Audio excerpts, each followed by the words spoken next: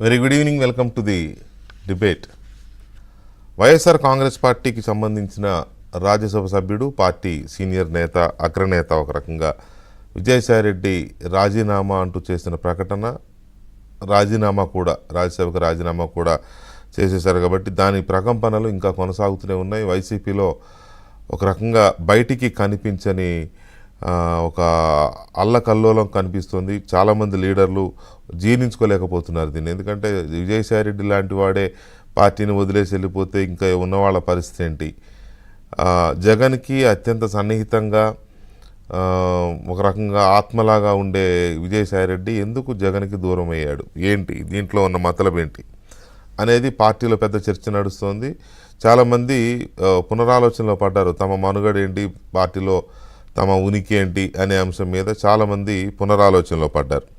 మరోవైపు బయట రాజకీయ పార్టీలు కానీ, బయట ఉన్న కాస్త పొలిటికల్గా ఆలోచించే వాళ్ళు కానీ, ఇంటలెక్చువల్ వీళ్ళు కానీ విజయసాయిరెడ్డి ఏదో సింపతి కోసం ప్రయత్నం చేస్తున్నాడు, కానీ అంత మాత్రం చేత ఇన్నాళ్ళు చేయకూడని అన్ని రకాల పాపాలు చేసిన విజయసాయిరెడ్డిని ఇప్పుడేదో రాజకీయానికి తప్పుకుంటున్నా అన్నంత మాత్రం అయ్యో పాపం పోనీలే అని వదిలేయొచ్చున అసలు ఆ పరిస్థితి వస్తుందా?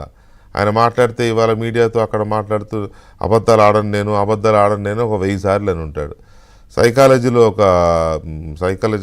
మానసిక శాస్త్రంలో ఒక పాయింట్ చెప్తారు. ఒక వ్యక్తి దేని గురించి అయితే ఎక్కువ చెప్తాడో ఆ వ్యక్తి దానికి పూర్తి విరుద్ధమని.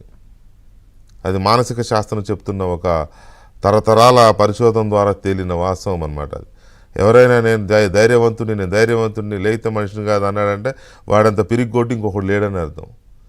అలాగే ఈయన మాట్లాడితే నేను అబద్ధాలు విజయసాయిరెడ్డి అబద్ధాలు ఆడడా అనేది ప్రజలకు తెలియదా? ఆయన అన్నిసార్లు ఎందుకు చెప్పుకున్నాడు ఇవాళ నాకు అర్థం కాక ఒక 100 సార్లు అని ఉంటాడు ఇవాళ ప్రెస్ మీట్లో. అలాగే నేను హిందువుని అని అది కూడా ఒక 100 సార్లు. దేవుడు సాక్షిగా దేవుడి మీద ప్రమాణం చేస్తా అదొకసారి. ఎందుకు హిందువుని అని పదే తనకు తాను ఒక హిందూ బ్రాండ్ వేసుకునే ప్రయత్నం చేశారు. ఎవరిని కాకాపడుతున్నాడు, ఎవరికి ఎలాంటి సిగ్నల్స్ పంపుతున్నాడు, ఆల్రెడీ పంపాడా, ఇలాంటి చర్చ కూడా నడుస్తుంది ఈయన చేసిన వీటిని బట్టి. ఇక వీటితో పాటు ఆయన అప్రూవర్గా మారిపోతాడు ఈ కేసులు అన్నిట్లో. మిగతా కేసులు కూడా not only Jaganmohan Reddy and Vijayasai Reddy మీద ఉన్న అక్రమాస్తుల కేసులే కాదు, ఇంకా చాలా కేసుల్లో కూడా ఆయన అప్రూవర్గా మారిపోతాడు. గడిచిన 5 ఏళ్ల పరిపాలనలో ఏపీలో జరిగిన ఆర్థిక అరాచకాలు కావచ్చు, లేకపోతే అక్రమాలు కావచ్చు, పరిపాలనాపరమైన పొరపాట్లు కావచ్చు, వీటికి సంబంధించి కూడా విజయసాయిరెడ్డి అప్రూవర్గా మారిపోతాడు అని చెప్పి అదొక చర్చ నడుస్తుంది.